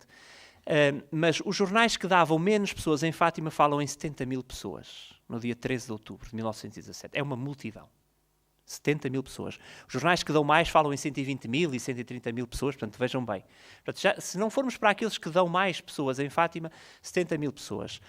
Os testemunhos que nos ficaram e que nós colhemos, quer nos jornais, quer nas cartas que circularam naquela época, quer nos testemunhos que aparecem, até de pessoas que presenciaram e que depois dão esse depoimento, é que veem o astro solar, o astro luminoso, a tomar várias configurações, algumas delas a mudar de cor e a rodopiar. Daí vem o bailado do sol ou a dança do sol. Isto é presenciado por uma multidão muito grande que vai a Fátima debaixo de chuva torrencial, e há alguns episódios associados. Por exemplo, há pessoas que descrevem que a sua roupa enxugou de uma hora para a outra, mas há outros que dizem que ficaram com a roupa molhada na mesma. Há uns que dizem que veem, outros dizem que não veem. O que acontece de extraordinário naquele dia é que há uma testemunha privilegiada e que vai ajudar a credibilizar, se quisermos, Fátima em 1917. Trata-se de um jornalista do jornal O Século, um jornal que não é um jornal da Igreja, é um jornal completamente republicano e anticlerical. Vai a Fátima para descredibilizar as aparições, e esse jornalista, o Avelino de Almeida, diz ter visto o sol a bailar ao meio-dia em Fátima. E isso aparece como a primeira página do jornal O Século. Os observatórios astronómicos não registaram diferenças no Sol, portanto, a tal materialidade. Se é da ordem do sobrenatural, a partir do momento em que há uma explicação, deixa de o ser. Portanto, deixa de ser mistério. Curiosamente, a Lúcia diz que eles não veem o Sol a bailar, as três crianças. Enquanto isso acontece, isto é a temática da próxima exposição do Santuário, estão todos convidados, inaugura no dia 26 deste mês, 26 de novembro. Toma a primeira parte a partir deste episódio do Milagre do Sol. Enquanto as pessoas que estavam na Cova de Iria veem esta dança do Sol, a Lúcia, eles estão a assistir a outros cenários. Mais uma vez, são imagens. Então os cenários são a Virgem Maria que fala com eles, e depois vem a Nossa Senhora do Carmo, portanto vem a Virgem Maria nas cores do Carmelo, vem a Virgem Maria como dolorosa, como a Senhora das Dores, vem Nosso Senhor e São José a abençoar o mundo. E há um teólogo que há pouco tempo fez um livro sobre Fátima que tem uma expressão muito bonita relacionada com este dia. Diz que o último gesto da Cova da Iria em Fátima é a bênção. A bênção dada pelo próprio Deus, por Jesus Cristo. O milagre do sol tem tido várias análises, algumas delas pretensamente científicas. Já eu conheço alguns autores que andam à procura das fotografias que existem dessa época, aumentar para ver nas pupilas das pessoas, a ver se veem alguma coisa que se relacione. Eu penso que é inglório esse tipo de estudo. Resta-nos a narrativa que ficou, a forma de contar. Posso dizer que naquela região eu não conheço, até porque as pessoas foram morrendo aos poucos, não é? Já ouço de segundas versões, de segundos testemunhos, mas naquela região há muitas pessoas que foram naquele dia a Fátima e que contam, de facto, que viram o sol dançar. O mesmo episódio acontece também nos Jardins do Vaticano, com o Papa Pio XII, já nos anos mais tarde, na década de 50. O Pio XII é o chamado Papa de Fátima, e ele próprio assume que também teve um episódio desta natureza. Sim. Eu não me importo de ficar, eu só não queria era que se sentissem constrangidos em ficar também, portanto, os que tiverem que apanhar autocarro. O 13 de agosto, o que é que aconteceu? É um dos episódios mais dramáticos, se quisermos, da vida dos três videntes.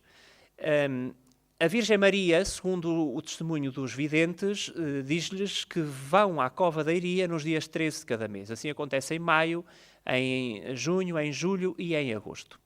No mês de agosto, pelas contas dos jornais, mais uma vez, fontes anticlericais, cruzadas com fontes católicas, porque também temos que ter a consciência de que, por exemplo, esta fonte que eu vou usar é de um seminarista que foi à Cova da Iria e escreve o que lá vê, e ele, no seu registro, na carta que nos chega dessa época, aponta também o mesmo número que apontaram os jornais. 5.000 pessoas em agosto.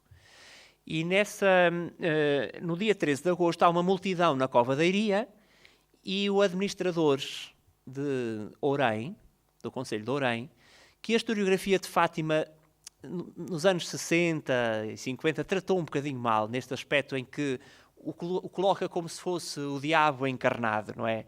O administrador, ao tempo das aparições, é um homem que está a cumprir uma lei determinada pelo Estado Central, obviamente, não é? Pelo Governo, que tem como política clara afastar Deus das pessoas. Isso é nítido.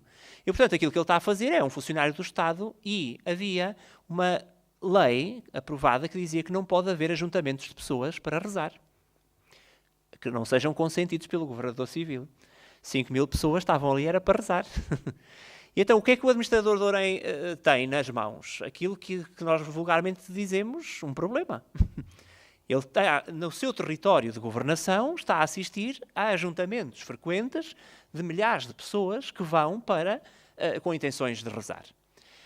No dia 13 de agosto, o administrador de Ourém passa por casa dos pastorinhos e diz-lhes, isto sim, é documentável, diz-lhes que os leva de carro para a Cova da Iria.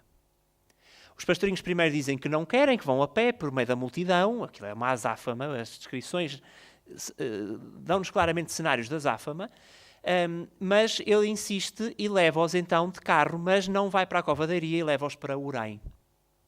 E, portanto, no dia 13 de agosto, as 5.000 pessoas que estão na Cova da Iria têm uma grande frustração. Em primeiro lugar, nem sequer as crianças veem. Em segundo lugar, não há a mariofania, a aparição. As 3 crianças são levadas para Ourém, são interrogadas em Ourém. Há uma dificuldade em interpretar esta estadia, porque os primeiros autores a escrever sobre Fátima falam de facto de que as crianças são, enfim, maltratadas. Hoje quase temos possibilidade de dizer que não foram maltratadas fisicamente, psicologicamente sim, foram interrogadas, obviamente, tentaram, como eram interrogadas também em Aljustrel e na Cova da Iria. Mas aquilo que também sabemos é que elas comeram à mesa com o administrador, brincaram com os filhos do administrador. O administrador é um homem que está ao serviço de tal maneira deste ideário que os seus filhos têm nomes de republicanos daqueles.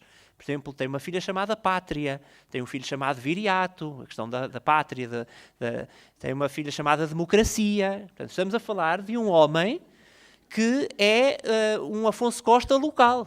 Portanto, aquele Afonso Costa que eu disse ali é, de facto, um homem com esta filosofia. E, portanto, as crianças vão à casa mas aquilo que nos chega é que elas são interrogadas. A irmã Lúcia fala em cadeia. A irmã Lúcia é muito clara, fala em prisão. Mas, a determinado momento, também ameniza o discurso e diz viagem ou prisão. Portanto, também há aqui como quem diz, como lhe quiserem chamar, há um desterro, né? Se quisermos aplicar uma palavra bíblica, será um desterro. Há aqui, de facto, um desterro que os leva. Eles, então, regressam a Aljustrel e é no dia 19 que a Lúcia está com o Francisco e com o irmão do Francisco, um João, na zona dos Valinhos, e que vê aparecer um relâmpago que ela identifica como um sinal que vai dar origem àquela experiência que já tinha tido antes, e pede ao João que vá chamar a Jacinta, porque a Jacinta não estava. Há aqui uma delicadeza. Nossa Senhora, quem diz normalmente isto é a irmã Ângela Coelho, que muitos conhecem, que se dedica muito a difundir a mensagem de Fátima, e ela diz, Nossa Senhora teve a delicadeza de esperar pela Jacinta. A Lúcia manda o João chamar a Jacinta e o João não quer ir, claro, porque quer ver, não é? E então a Lúcia diz, então, mas se fores eu dou-te uns tostões. E o que é que acham que ele fez? Foi. E então ele vai chamar a Jacinta, ele também está, e segundo o testemunho da Lúcia, é nesse dia 19 que se dá as aparições. Até, aliás, devo dizer o seguinte, a Lúcia nas suas memórias diz o dia 15 de agosto, mas não bate certo com a contagem dos dias. E ela mais tarde vem dizer, nós não sabemos contar os dias, naquela época não sabia contar os dias, pareceu-me que foi no dia 15. Mas as contas levam-nos a dizer que terá sido no dia 19, e é o dia 19 que o santuário tem tomado para a celebração da aparição do mês de agosto. Eu devo dizer que se fizer aqui um inquérito sobre o que ontem almoçaram, provavelmente haverá muitas hesitações. A questão da memória é uma questão delicada. E, de facto, nós estamos a falar de realidades que são vividas por crianças. Não nos podemos esquecer também da condição. Isto do ponto de vista da nossa forma de interpretar o mundo e daquilo que colhemos até da interpretação dos Evangelhos, sabemos que tem vantagens e que também tem desvantagens. Mas uma das vantagens é essa, é que, de facto, são os meninos amamentados pelo leite, não é? E é das crianças que nasce a verdade ou que sai o louvor perfeito. São as expressões que se têm aplicado ao Francisco e à Jacinta, já beatificados, e que não sabemos se virão a ser aplicadas à irmã Lúcia.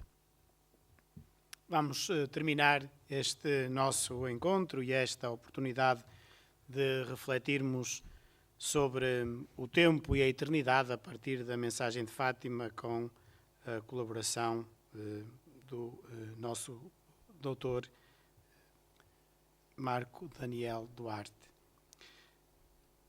Também temos a oportunidade de voltar cá para o primeiro Fórum Missionário nos dias 25 e 26 de novembro.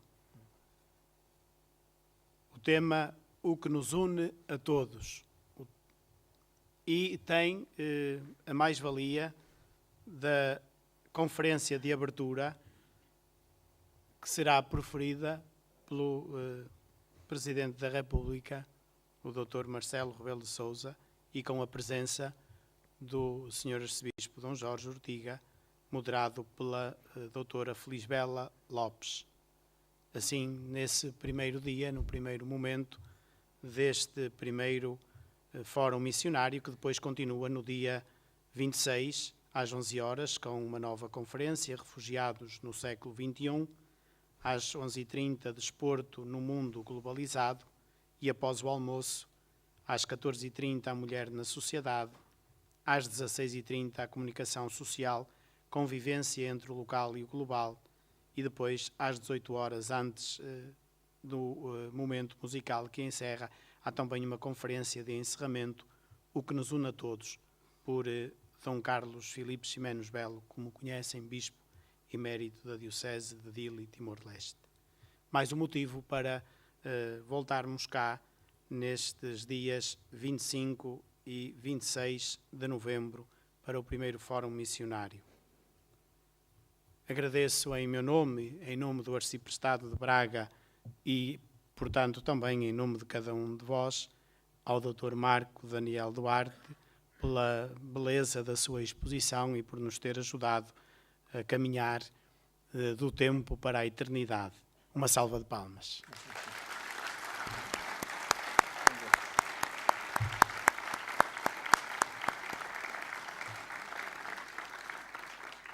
Neste agradecimento está também a prontidão com que se dispôs a cá vir, veio de Fátima, regressa a Fátima, e por isso também não podemos ficar aqui mais tempo para que possa chegar a horas dentro do tempo a sua casa. Agradeço a cada um de vós pela vossa presença, que sempre nos honra, porque nos ajuda também a perspectivar cada ano esta importância de refletirmos sobre a escatologia, e também agradeço àqueles que nos acompanharam através da transmissão em direto pelo Facebook, que foi feita pelos responsáveis do Auditório Vita. Uma outra vez espreitei aqui e estavam alguns, quase tantos como nós não, mas estavam alguns a acompanhar-nos e algumas, e por isso também o agradecimento por, não estando presentes, também puderam usufruir destas reflexões. Depois de pronunciar as últimas palavras, abriu pela primeira vez as mãos, comunicando-nos uma luz tão intensa, como que reflexo que delas expedia, que penetrando-nos no peito e no mais íntimo da alma, fazendo-nos ver a nós mesmos em Deus, que era essa luz, mais claramente que nos vemos no melhor dos espelhos. Então, por um impulso íntimo, tão bem comunicado, caímos de joelhos e repetíamos intimamente: ó Santíssima Trindade, eu vos adoro, meu Deus, eu vos amo, no Santíssimo Sacramento. Passados uns primeiros momentos, Nossa Senhora acrescentou: rezem o terço todos os dias, para alcançarem a paz para o mundo e o fim da guerra. Boa noite. Ao nível da forma de como o homem se vê a si próprio e como o homem vê a sua condição perante o ser criador. De uma forma muito, muito breve, obviamente nós não estamos numa aula de história, mas numa forma muito breve, apelava aos conhecimentos que temos da ideia que o homem tem de si mesmo, por exemplo, durante a Idade Média. Sabemos todos que vivemos durante a Idade Média num sistema de pensamento a que chamamos teocentrismo, em que Deus, teocentrismo, está no centro das preocupações humanas.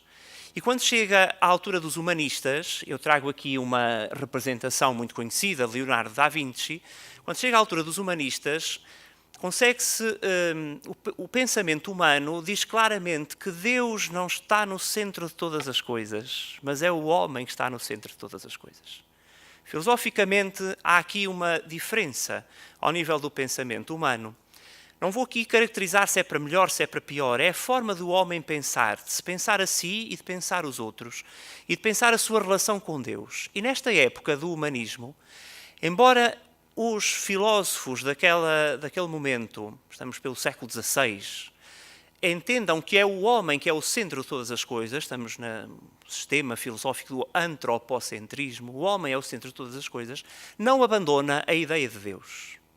Ainda que, na representação do homem, eu trago isto, enfim, é mais uma provocação do que outra coisa, o centro do homem é, de facto, não estou aqui a criticar o Leonardo da Vinci, longe de mim, era o que faltava, mas o centro daquela figura é, de facto, o umbigo humano.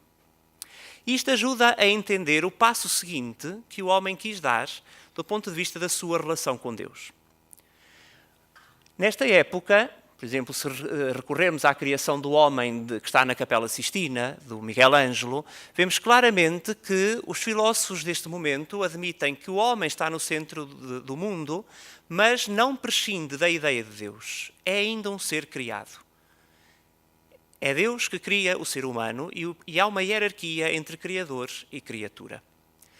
À medida que os séculos vão passando, sobretudo a partir do século XVII, mas ainda mais 18, 19 e nos princípios do século XX, estamos completamente apostos, estamos humanidade, completamente, e humanidade ocidental, europeia sobretudo, completamente apostos de questionar essa presença de Deus.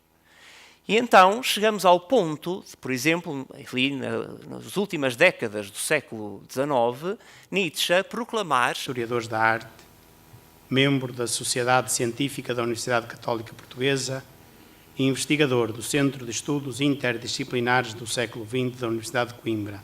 É autor de vários trabalhos, estudos e reflexões em revistas científicas e também editados em livro. Alguns deles são premiados.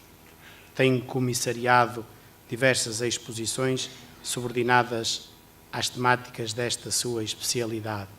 E com esta pequena, mas significativa apresentação, dou a palavra saudando pela presença e agradecendo a presença ao Dr. Marco Daniel Duarte, para quem peço uma salva de palmas.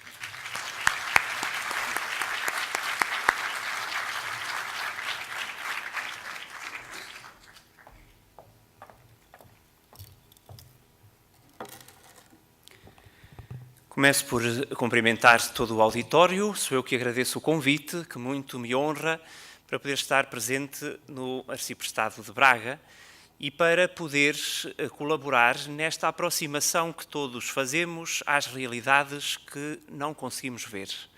Eu penso que é esta preocupação que está na gênese destes encontros de escatologia, que eu não conhecia e que muito saúdo. Começo por dizer que nasci no primeiro domingo do Advento e por isso tenho uma marca especial, um afeto especial por esta temática. Começava por, vão-me desculpar que eu tenha, à medida que vou apresentando este tema que preparei à luz daquilo que nos preocupa neste lugar, a escatologia, que vá recorrendo a algumas imagens, como a imagem que vejo diante de mim. Já ouvimos falar há pouco do céu, do purgatório, do inferno. A comunicação popular, que vive de imagens, normalmente diz que o céu está lá em cima, só tem 3 pessoas, pelo que eu vejo. O inferno está cá em baixo, não sei o que é de dizer, Sr. Padre. E depois, no meio, não sei, do purgatório. Enfim, eu começo por fazer esta brincadeira para dizer que, de facto, nós vivemos de aproximações à realidade, mesmo àquela realidade que vemos, quão mais à realidade que não vemos e almejamos ver.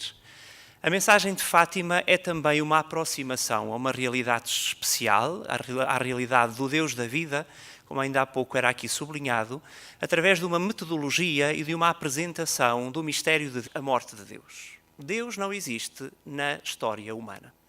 É isto que a filosofia vem, uma parte da filosofia, obviamente, a Igreja teve sempre filósofos, teólogos que contrariaram esta forma de pensar.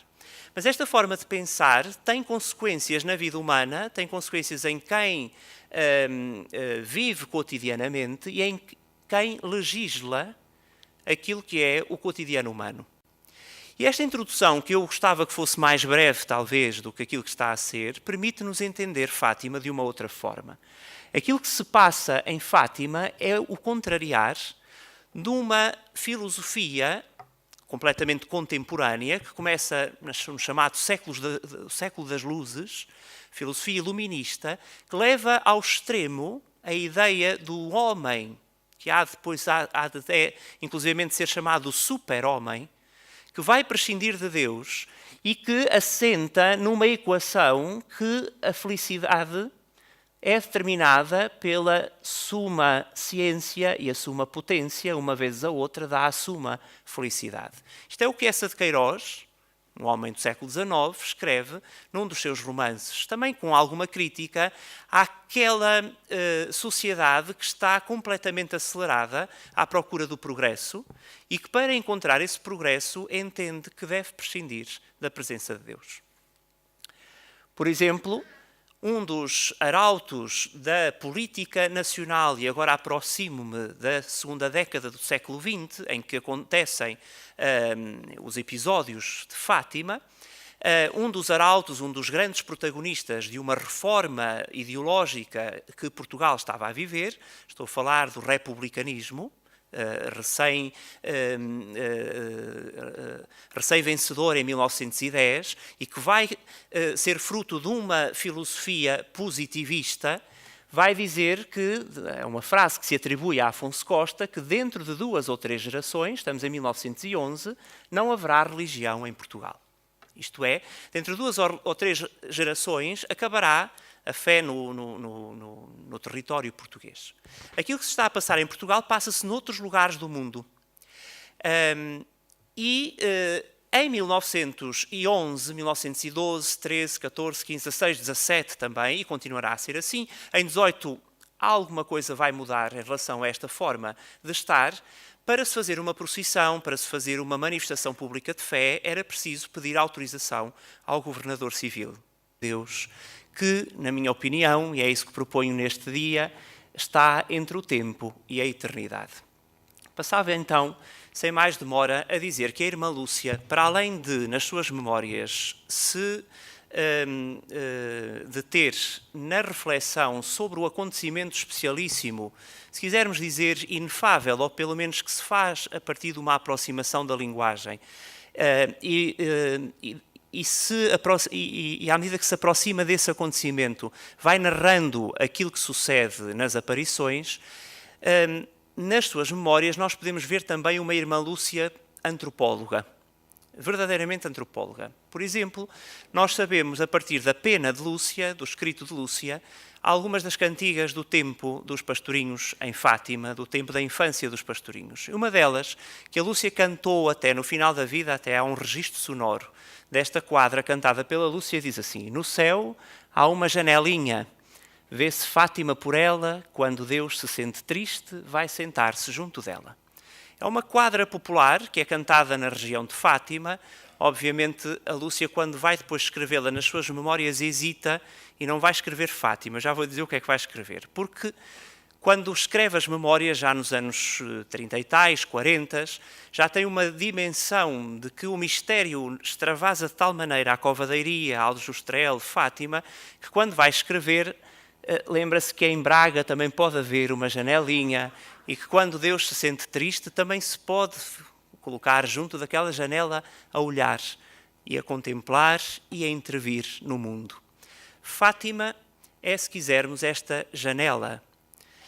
Um rasgo no céu, se quisermos, mais uma vez, a partir de uma aproximação da linguagem, um rasgo no céu, a partir do qual nós conseguimos vislumbrar a eternidade e a eternidade consegue vislumbrar o tempo, o nosso tempo, o tempo que vivemos. A irmã Lúcia, nas suas memórias, isto é letra da Lúcia, vai escrever não Fátima nem Braga, mas vai escrever vê-se Portugal por ela. É assim que ela depois vai registar. Mas quando canta mais tarde vai tornar a dizer Fátima. Não podemos olhar para aquilo que acontece em 1916, 1917, em Portugal, num lugar completamente ignorado do ponto de vista da geografia política mundial, sem percebermos que, nesse tempo, a mentalidade humana está no auge daquilo que é uma conquista, se quisermos, do pensamento, da filosofia.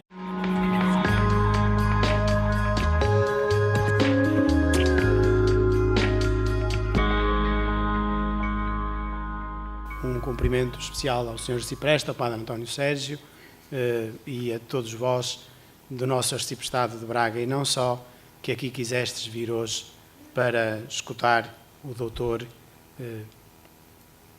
que agora barreu-se-me o nome, Marco Daniel Duarte, disse-o tantas vezes, Marco Daniel Duarte, que nos vai ajudar a refletir a partir da mensagem de Fátima. Dissemos no tema que propusemos e apresentamos entre o tempo e a eternidade. Perguntou a Lúcia: que lugar é o de vosso Messê? Ela disse: o meu lugar é do céu. Para que é que vosso Messê cá vem ao mundo? Venho cá para te dizer que venhas cá todos os meses, até fazer 6 meses, e no fim de 6 meses te direi o que quero. Vosso Messê sabe-me dizer se a guerra ainda dura muito tempo ou se acaba breve? Não te posso dizer ainda, enquanto te não disser também o que quero. Perguntei-lhe se ia para o céu e ela disse-me: tu vais. E a minha prima também vai. E o meu primo? Esse ainda há de rezar as continhas dele. Mais tarde, a completar este relato, Lúcia lembrou-se que tinha também perguntado: a Maria das Neves já está no céu? Sim, está. Parece-me que ela devia ter 16 anos. E a Amélia? Estará no purgatório até ao fim do mundo.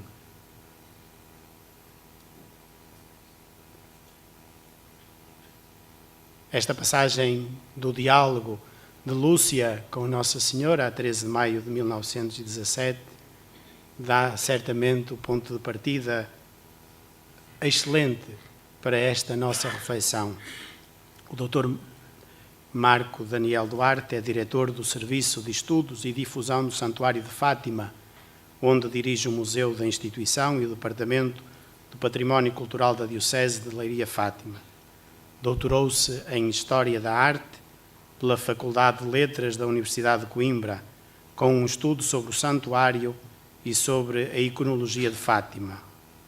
É correspondente da Academia Portuguesa de História, sócio efetivo da Associação Portuguesa de